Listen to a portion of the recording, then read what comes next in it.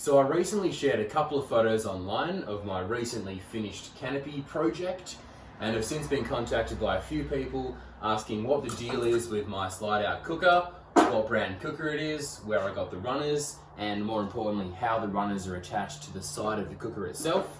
So I wanted to make a quick video. I'll pull it apart again and just show you how I got it to the state it is now, and how it works. So the cooker itself is a Coleman Gladiator Series Hyperflame FyreKnight. It's available from most of your camping retail stores. This particular one came from Anaconda, and if you get them during one of their sale periods, you can get them for $179, which is around about $100 off, which is a pretty good deal for the amount of cooker you get for your money. So for me personally, there's a couple of main reasons why I chose this over the other cookers on the market. The first of which being, I really like the fact that with their included little gas adapter, you can not only run off a full-size gas bottle, but you can also run off the little Coleman propane tanks. And so for me, like, it might seem like a weird benefit, but for me, it just gives me that peace of mind to know that if I'm camping and I run out of gas in my main bottle, I always carry at least one of these as a bit of a backup cartridge to know that if I'm halfway through dinner and my gas bottle runs out, that I'm still covered for at least the rest of that meal. The second benefit is these windbreaks are incredible. I know they probably work in conjunction with the actual design of the burner itself, but this cooker is not affected by wind at all. And I've had this tested out on the beach during some pretty intense wind, and it's just acted as if I could be firing it up right now in the garage and just unaffected whatsoever. And the side benefit of all the technology for the windbreak being built into these areas here, you don't have the conventional fold-up shields on the sides of the elements themselves, which means, like, I haven't got them here to demonstrate, but if you have, say, 2 frying pans with big handles and big dishes, you can actually overhang them over both sides of the cooker, whereas normally you'd be restricted to, you know, fitting inside where that windshield falls to. And I guess the third benefit for me is this thing gets hot. Like, I'm sure you've all experienced that camping trip where you're just trying to cook a steak, maybe the wind's up as well, and you know, you're there for hours. But with this, like, the amount of heat this thing puts out can boil the kettle in a couple of minutes, way faster than any of the cookers I've used in the past, and I've had like a lot over my camping years. Yeah, so probably just those 3 the main reasons why I picked this over the alternatives. So this is a pretty simple system to achieve the slide out. All I did was knock up a simple aluminium frame with a bench top up here, and then screwed a couple of drawer runners from Bunnings, and they're the design that you click to shut and then click again to open, which have held up pretty well so far.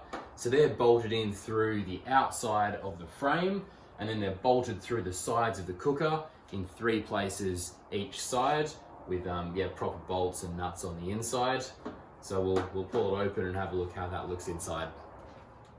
So to bolt through the sides of the cooker, you're going to have to remove this top panel to gain access below. And to do that, there's a couple of steps you'll need to do. The first one is to remove both of these wing deflectors, and as far as I know, there's no gentle way to do this. So you just have to kind of ease one side up at a time. I'll start at the front here. That lifts up, and that should then let me pull the back out relatively easy. Place those to the side.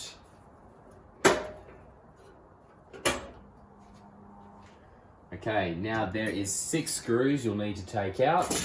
There's 2 on the front you can see here, 1 on each side right in the middle, and then 2 more at the back here, pretty much opposite from these 2 here.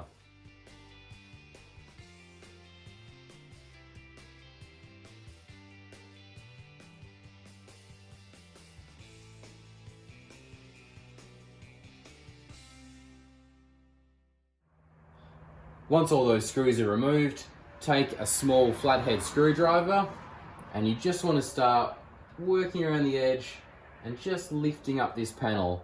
I find if you can get into this piece here, that really helps just to prise it up.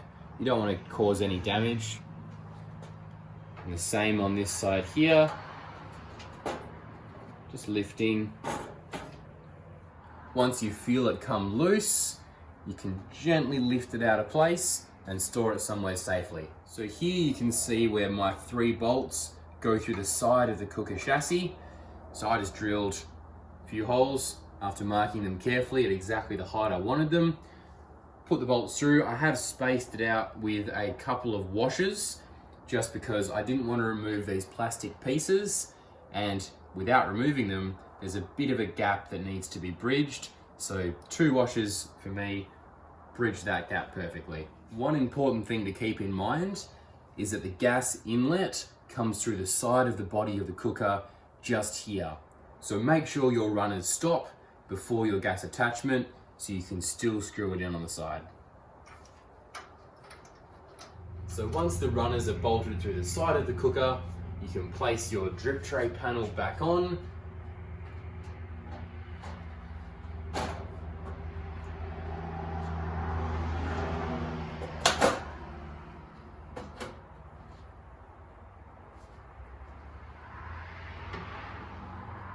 And reattach the 6 screws.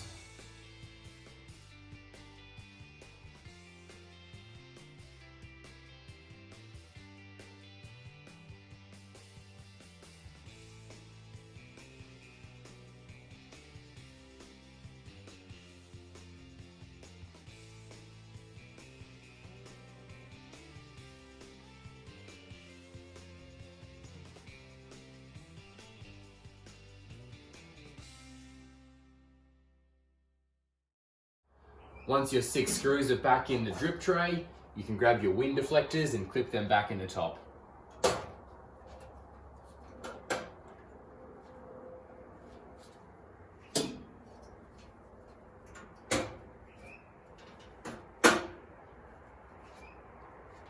And you're all done.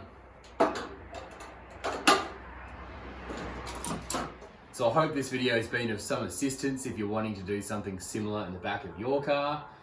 Please get in touch with me and let me know if you do, because I'd love to see some photos of what you've come up with to adapt this to your personal needs. And happy camping.